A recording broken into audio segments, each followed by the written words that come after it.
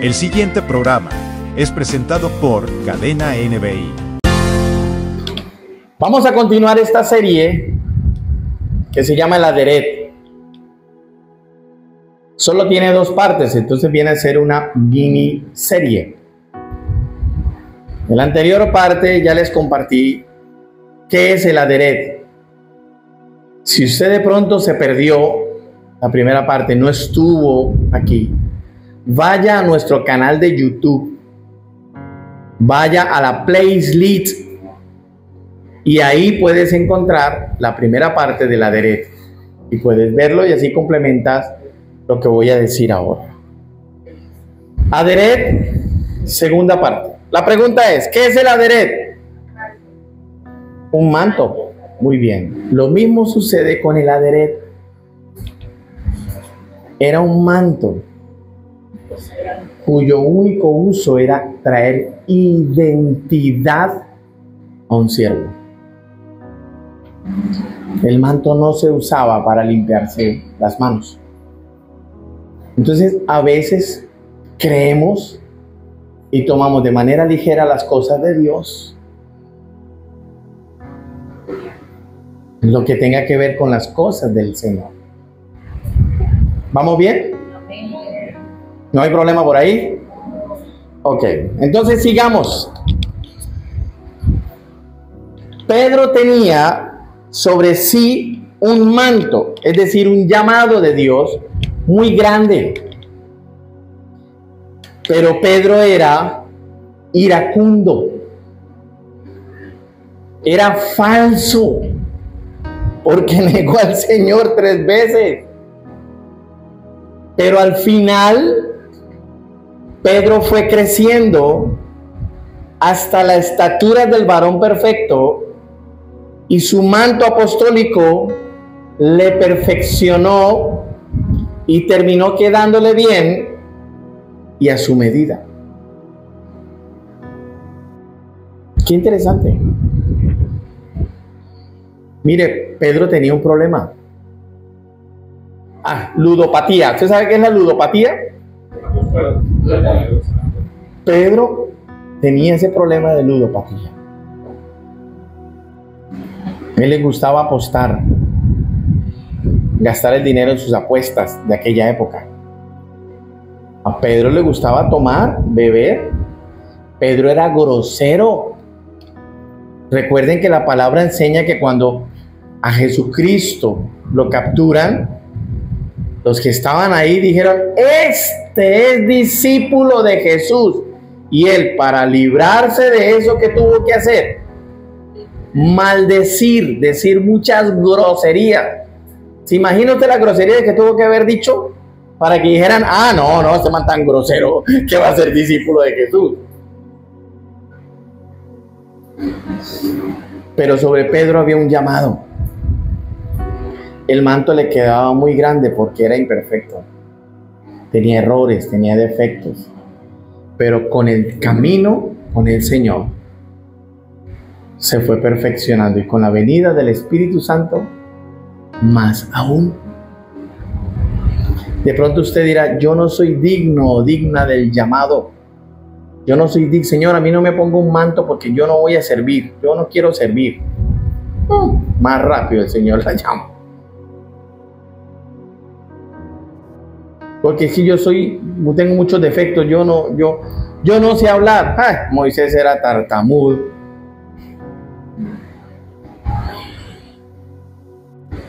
Y así podíamos hablar de todos. El manto nos hace, es decir, el llamado nos hace maravillosos, nos hace más nobles, nos hace más poderosos, nos hace más gloriosos de lo que ahora somos. Y no es de la noche a la mañana. Con el tiempo vamos llegando a la estatura del varón. ¿Qué significa la palabra varón? No les oí. Alguien con elevación. Eso significa varón o varona en la Biblia. Alguien con elevación. Y la palabra dice, llegando a la estatura del varón perfecto. Mire esto, Efesios capítulo 4, versículo 11 al 13. Y él mismo constituyó a unos apóstoles, a otros profetas, a otros evangelistas, a otros pastores y maestros. ¿A fin de qué? ¿Cuál es el propósito de estos 5 ministerios? A fin de perfeccionar a los santos. ¿Cuáles santos? Los que murieron supuestamente están en el cielo y hacen milagros. Eso no es bíblico. Cuando el Nuevo Testamento habla de los santos, está hablando de la iglesia, nosotros. A fin de perfeccionar a los santos, ¿para qué? Para la obra del ministerio, para la edificación del cuerpo de Cristo, hasta que todos lleguemos a la unidad de la fe y del conocimiento del Hijo de Dios. Un varón ¿qué? Perfecto, a la medida de la estatura de la plenitud de Cristo. Todos tenemos llamado. Todos tenemos un manto. Todos. Ahora, escuche esto. Los enfermos en la Biblia, los enfermos tenían capa. Es distinto una capa. Es lo mismo. No. La capa es una cosa y el manto es otra cosa. Pero es un trapo. No. La capa que tenían los enfermos simbolizaba maldición. El manto que tenían los profetas y los maestros hablaba de llamado. ¿Qué fue lo que le tocó la mujer del flujo de sangre a Jesús? ¿El borde de qué? De su manto, no de su capa. Capa tiene Superman y Batman. Manto. Sí estamos entendiendo, ¿verdad? Bien. Por eso, aunque usted lo parezca, usted lo vea de pronto como muy, como muy legalista, no es legalista. El salmista dice, el celo por tu casa me consume. Entonces, ¿estas sillas qué son? ¿Esas sillas donde usted está sentado qué son? ¿Cuál es el propósito de esas sillas? Mejor dicho, ¿cuál es el único propósito de esas sillas?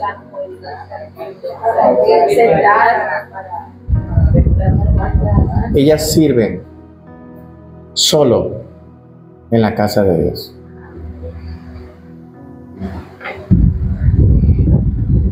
¿Sí me está entendiendo? Pastor, tengo una piñata. Pastor, usted tiene sillas para niños. Venga, ahórreme ese platica.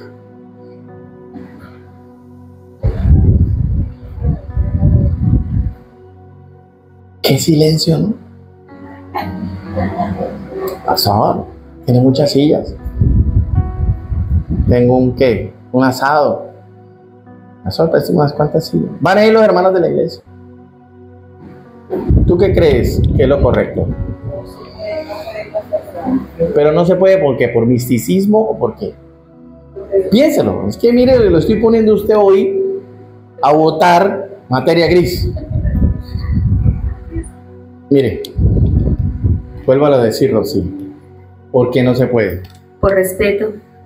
Por respeto. Usted iría a la iglesia católica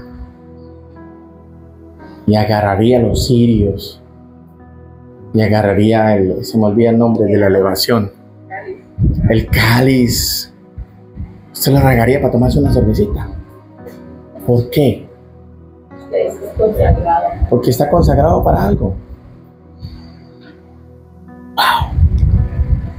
Interesante. Dice Marcos 10:49. Vamos a leerlo hasta el versículo 52. Mire lo que dice. Entonces Jesús, deteniéndose, mandó a llamarle, y llamaron al ciego, diciéndole, ¿a cuál ciego? Bartimeo. Aquí está hablando de la historia del ciego Bartimeo. ¿Qué tenía el ciego? Tenía una capa. ¿Y la capa qué simbolizaba? Maldición. Diciéndole, ten confianza, levántate, te llama. Pero minutos antes le decían, cállense, no grite tanto, no moleste al Señor. Porque él fue el que lo... ¿Está pasando Jesús? ¡Jesús! A grito entero. Mire, un ciego sabía que estaba pasando el Mesías. ¿Qué significa la palabra hijo de? Muy bien, Margie. La palabra hijo de significa linaje. Cuando usted encuentra en la Biblia hijo de, es porque tenía linaje. Puede ser que era hijo de un sacerdote, puede ser que era hijo de un rey, puede ser que era hijo de un levita. Y Bartimeo dice, Jesús, hijo de David. ¿Qué linajes tenía ahí Jesús? De rey, de nobleza. ¡Wow! Y le gritaba, Jesús, hijo de David, ten misericordia de mí. Pregunta del millón. ¿Por qué Jesús se detuvo? Porque sabía que no De acuerdo. ¿Cómo? Lo reconoció como rey. Porque un ciego lo reconoció como rey. ¿Por qué Jesús se detuvo cuando el ciego Bartimeo le gritaba? Se detuvo a pesar de que otros gritaban también. Se detuvo con él porque vio que Bartimeo, aunque era ciego, reconocía que él era rey cuando lo llamó hijo de David. ¡Wow! Yo ya les enseñé por qué Judas Iscariote no se salvó. ¿Por qué? Y hay hermanos que todavía siguen orando. ¡Ay, por el alma de Judas Iscariote! Hay otro, Señor, pastor, yo estoy orando para que Satanás se convierta y se arrepienta. ¿Sabe por qué Satanás nunca se va a convertir? A ver, estoy botándole mucho hoy, ¿no? Laurita pone la cara como, ay, ya, pastor. No, estoy hablando de Satanás. ¿Por qué Satanás nunca se va a convertir ni se va a arrepentir? Ánimo. ¿Sabe por qué?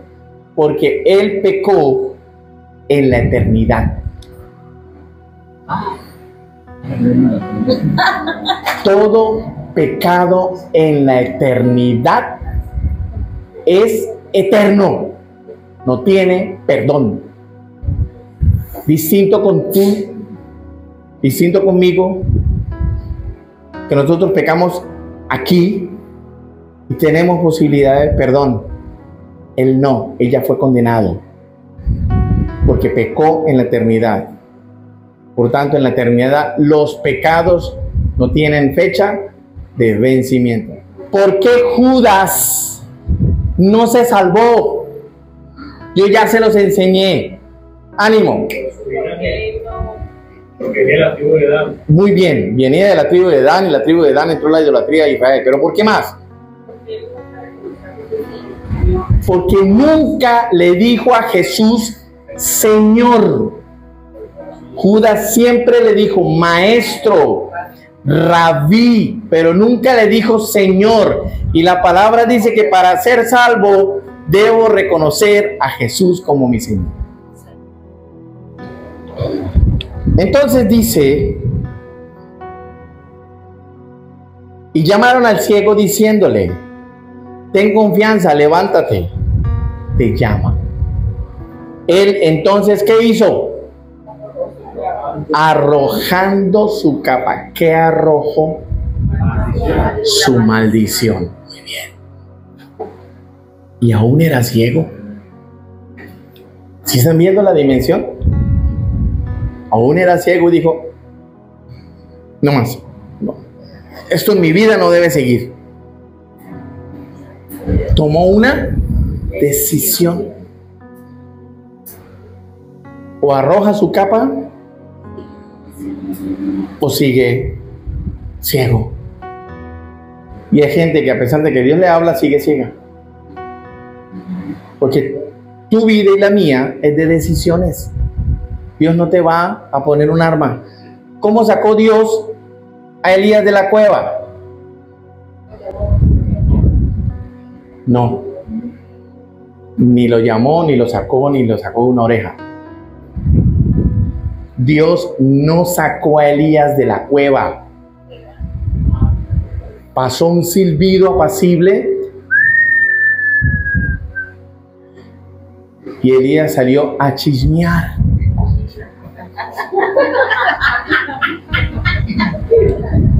Y cuando asomó la cabeza por la cueva, ahí Dios le dijo: Elías, ¿qué haces ahí?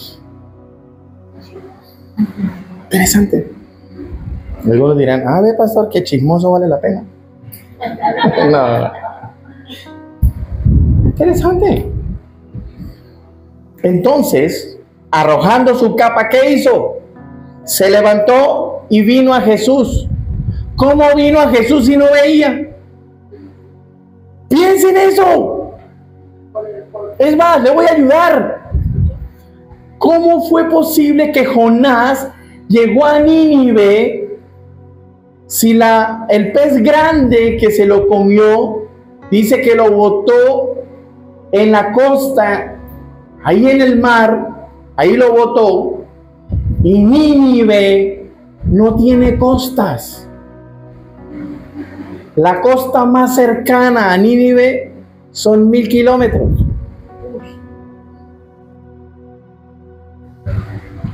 Entonces, ¿cómo llegó Jonás a Nínive después de que fue expulsado del pez en la playa si Nínive no tiene playa? Tuvo que tomar la decisión de pararse, limpiar su inmundicia, dejar su vida atrás y emprender camino solo. No vino ningún ángel ni lo transportó. Tuvo que caminar los kilómetros que tuvo que caminar hasta llegar a Nínive. Esa decisión es tuya, no del pastor. ¿A dónde quieres caminar? ¿Vas a seguir dentro del pez? ¿A dónde quieres caminar? ¿Vas a arrojar la capa? Esa decisión es tuya, no es mía. Pastor, óreme para que se me quite el mal genio. Esa decisión es suya. Créame que ha venido gente a decirme así: óreme, pastor, ore por mi mujer, que pelea mucho. No la provoque. Esas son decisiones personales. Jonás tomó la decisión de caminar y cumplir el propósito de Dios. Bartimeo tomó la decisión de soltar su capa, dejar su vida atrás, y como no veía, ¿cómo llegó a Jesús? Dice, se levantó y vino a Jesús. Este pasaje nunca me deja de conmover. Nunca me deja de conmover. Se levantó y vino a Jesús. ¿Cómo vino a Jesús si era ciego?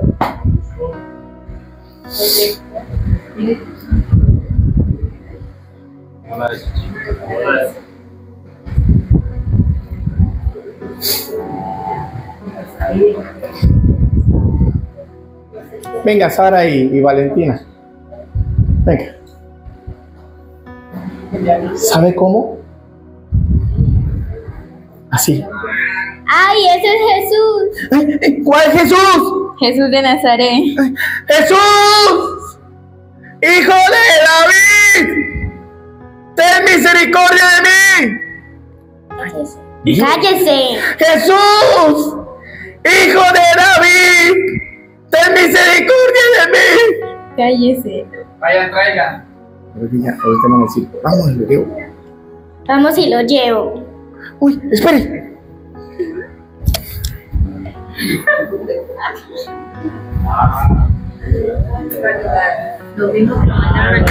Otro le llevó. Un ciego tiene un lazarillo, un perrito que le lleva o alguien que le ayude.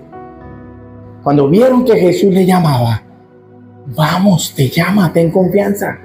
Lo llevaron.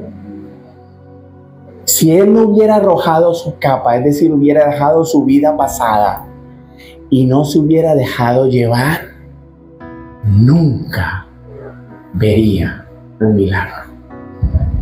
Yo no sé si lo está entendiendo. ¿Y quién está aquí para guiarte al camino? ¿Quién?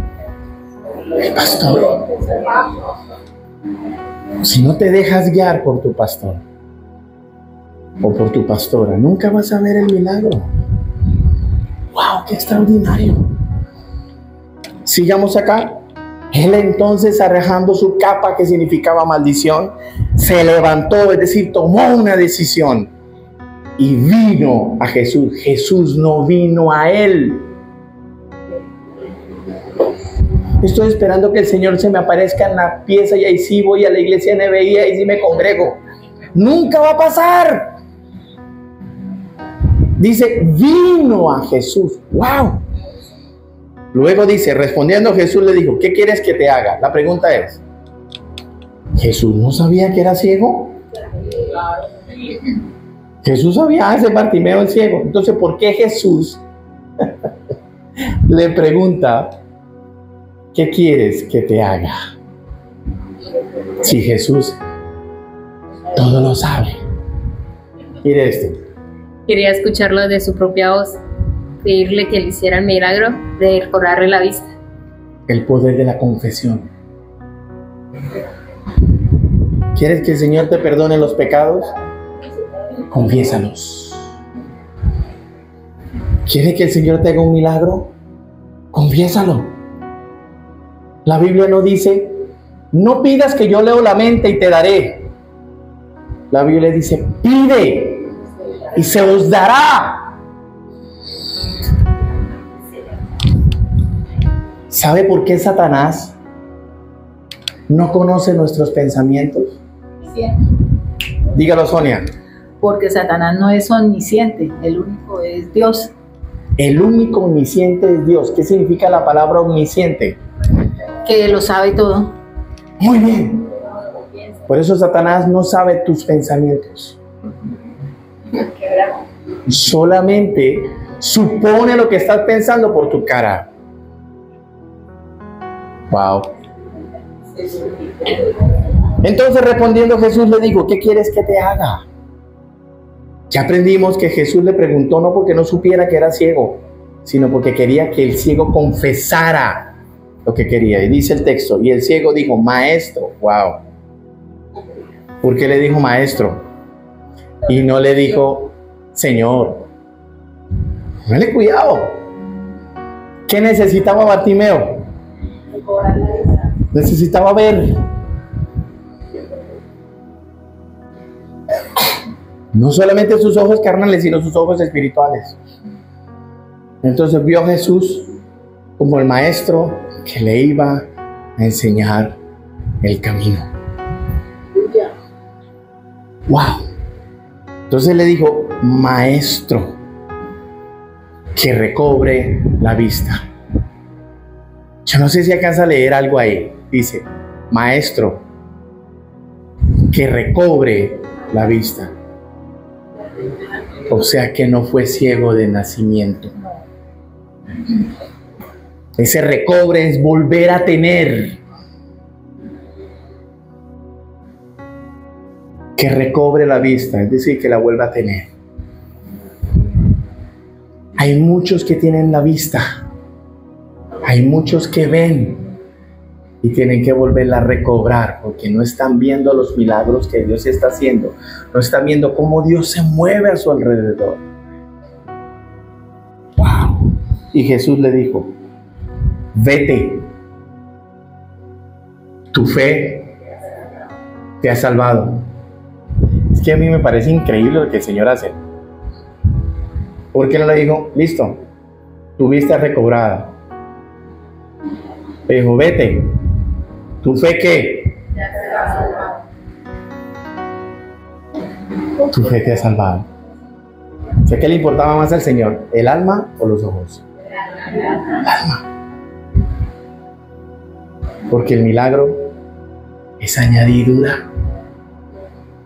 Los milagros vienen por añadidura.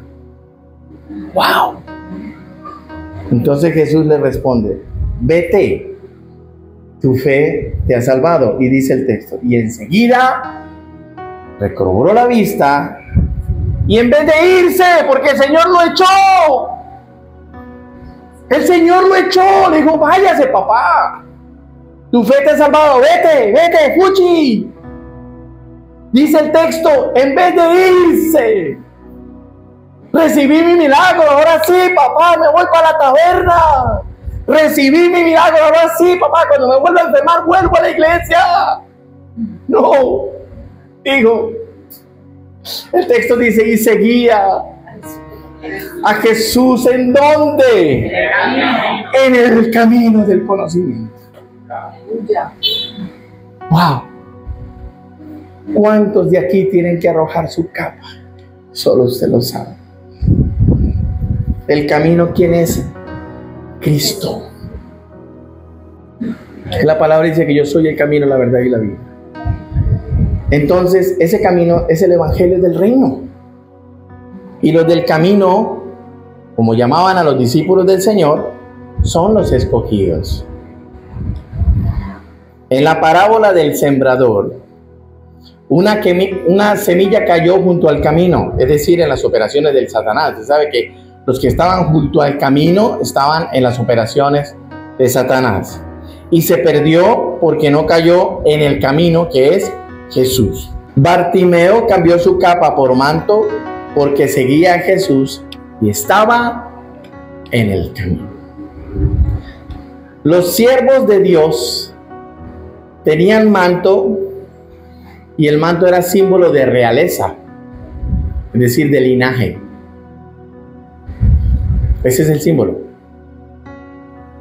El manto no solamente es llamado, también es símbolo de realeza, de linaje. Primera de Pedro 2:9.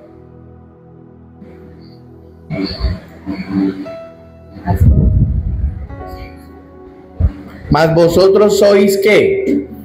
Linaje escogido, real sacerdocio, nación santa, pueblo adquirido por Dios. ¿Para que qué? Anunciéis, ¿no? Las virtudes de aquel que os llamó de tinieblas a la luz. Admira. Usted y yo tenemos linaje. Solamente lo creyó Sonia. Le voy a dar otra oportunidad. Usted y yo tenemos linaje. Segundo, el manto de Elías. El manto de Elías. El manto de Elías, ojo con esto. El manto de Elías era de pelo de camello. El manto de Elías era de pelo de camello. ¿Sabe qué significa camello en hebreo? Camello en hebreo es gamal, con G de gato. Camello en hebreo es gamal. Y gamal significa mi bendición viene de Dios.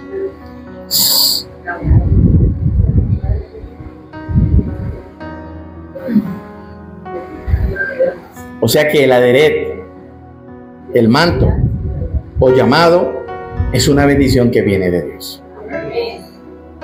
Ojo con esto, porque lo que viene es extraordinario. Segunda de Reyes 2:8 dice: tomando entonces Elías su manto, ¿qué hizo?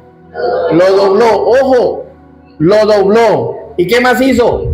Golpeó las aguas, las cuales se apartaron a uno y al otro lado y pasaron ambos por lo seco. ¿Con quién iba Elías?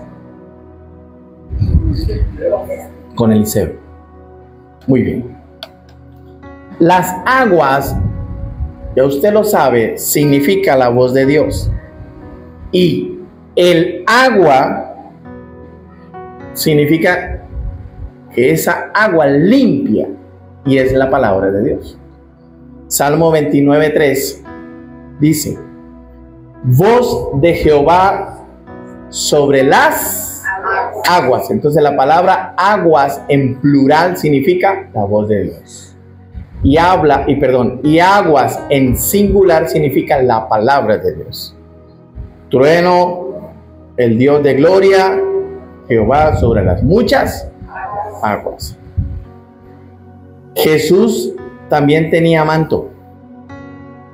¿Qué fue lo que hizo Elías con el manto? Lo dobló. Ojo con eso, lo dobló. Téngalo ahí. Jesús también tenía manto. Su manto representaba autoridad y realeza, eso ya lo vimos. Al morir, Jesús al morir, su cuerpo fue cubierto con un lienzo, con un manto. Evangelio de Juan, capítulo 20, versículo 3 al 8.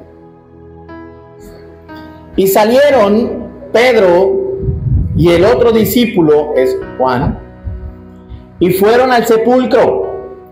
Corrían los dos juntos, pero el otro discípulo corrió más aprisa que Pedro y llegó primero al sepulcro.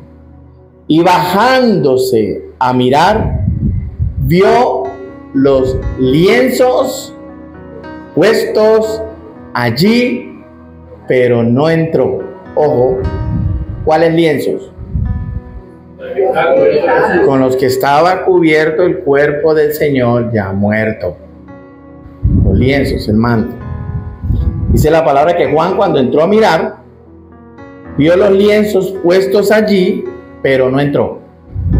Luego llegó Simón Pedro tras él y entró en el sepulcro y vio los lienzos puestos allí. Mire, si usted encuentra lo mismo dos veces, el número 2 significa confirmación, que así fue. Y vio los lienzos puestos allí y el sudario que había estado sobre su cabeza, sobre la cabeza de Jesús, no puesto con los lienzos, sino enrollado en un lugar aparte.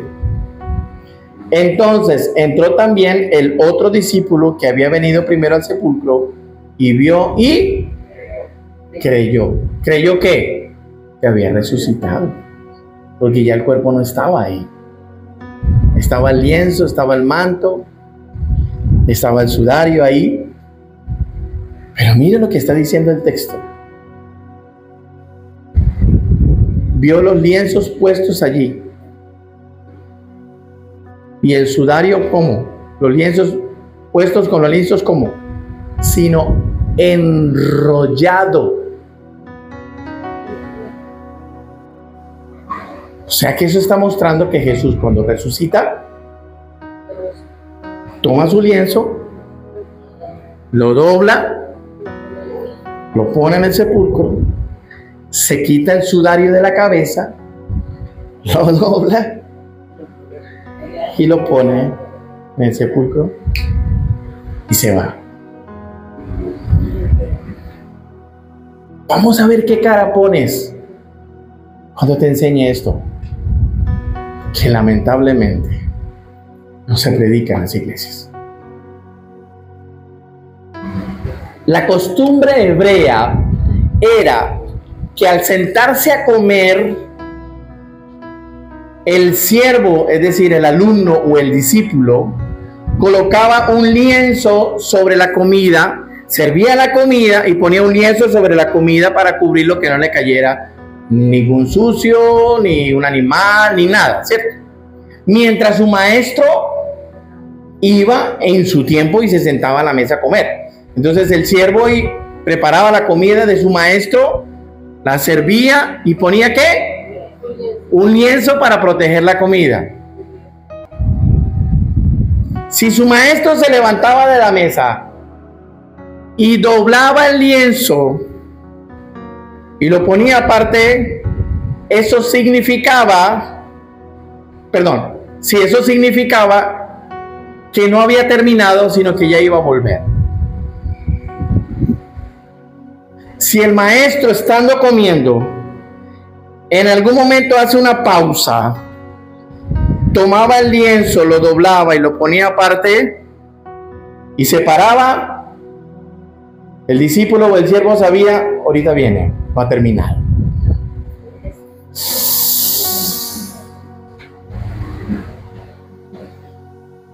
Pero si no doblaba el lienzo, significa que ya había terminado y no volvía más.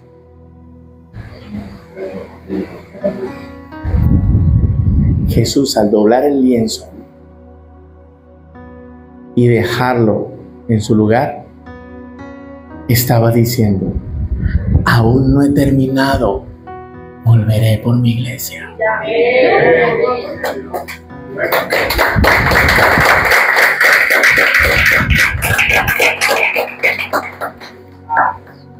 Esto también ya se los enseñé sobre el espíritu de Elías. Esto ya se los enseñé sobre el espíritu de Elías. Que dice la palabra que Dios enviará el espíritu de Elías en los últimos tiempos. Entonces Elías, al doblar su manto, también estaba diciendo: aún no he terminado, volveré sobre la iglesia. En los últimos tiempos vendrá el espíritu de Elías sobre la iglesia. Mas Jesús, cuando dobló el lienzo, estaba diciendo: volveré por la iglesia. Pero Elías, al doblar su lienzo, dijo: volveré sobre la iglesia. Malaquías 4:5 dice: he aquí, yo os envío al profeta Elías antes que venga el día de Jehová grande y terrible.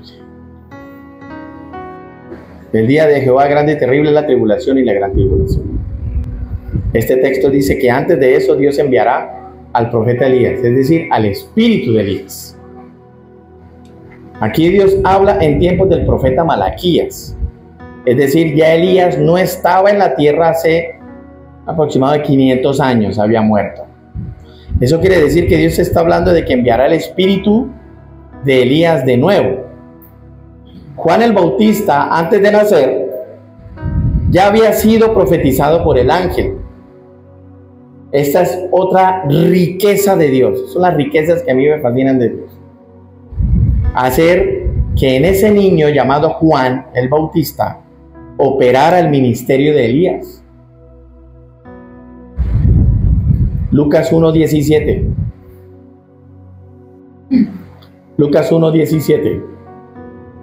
E irá delante de él con el espíritu y el poder de Elías, para hacer volver los corazones de los padres a los hijos y de los rebeldes a la prudencia de los justos, para preparar al Señor un pueblo bien dispuesto. ¿Sí ve la profecía sobre Juan?